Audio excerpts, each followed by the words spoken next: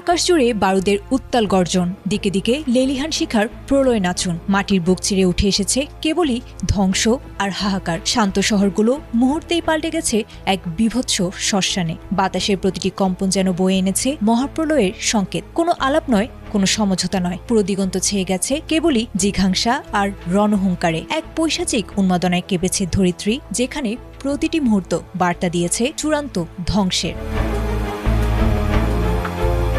ইসরায়েলের আকাশে বয়েছে দুঃস্বপ্নের ছায়া। সর্বশেষ প্রাপ্ত তথ্যানুযায়ী বৃহস্পতিবার সকালেও ইসরায়েলি ভূখণ্ড লক্ষ্য করে নতুন করে ক্ষেপণাস্ত্র ছুড়েছে ইরান। এর মাত্র কয়েক ঘন্টা আগেই তেহরানে বিমান হামলা চালিয়েছিল ইসরায়েল। আইডিএফ জানিয়েছে ইরানি ক্ষেপণাস্ত্রের পাশাপাশি প্রায় একই সময়ে ইরাক থেকেও মিসাইল ছোড়া হয়েছে, যার ফলে মধ্য ইসরায়েল জুড়ে বর্তমানে সতর্কতামূলক সাইরেনের শব্দে তৈরি হয়েছে চরম আতঙ্ক।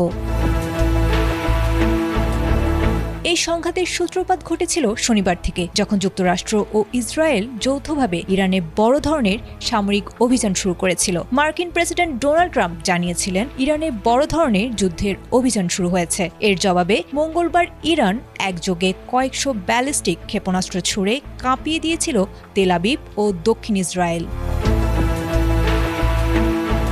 বুধবার রাত 11টার দিকেও ইরান দুটি মিসাইল ছুড়েছিল, যার প্রভাবে মধ্য ইসরায়েলে বেজে উঠেছিল সতর্কতামূলক সাইরেন। তেহরানের হুঁশিয়ারি অনুযায়ী বর্তমানে যুক্তরাষ্ট্র ও ইসরায়েলের সব স্বার্থ তাদের বৈধ লক্ষ্যবস্তু। ইতোমধ্যে কাতার, কুয়েত ও বাহরাইনের মার্কিন ঘাঁটিতেও হামলার খবর দিয়েছে সংবাদ মাধ্যম আল জাজিরা। বিশ্লেষকদের মতে মধ্যপ্রাচ্যের এই পাল্টাপাল্টি রক্তক্ষয়ী হামলা বর্তমান বিশ্বকে ঠেলে দিয়েছে এক চরম অনিশ্চয়তার দিকে।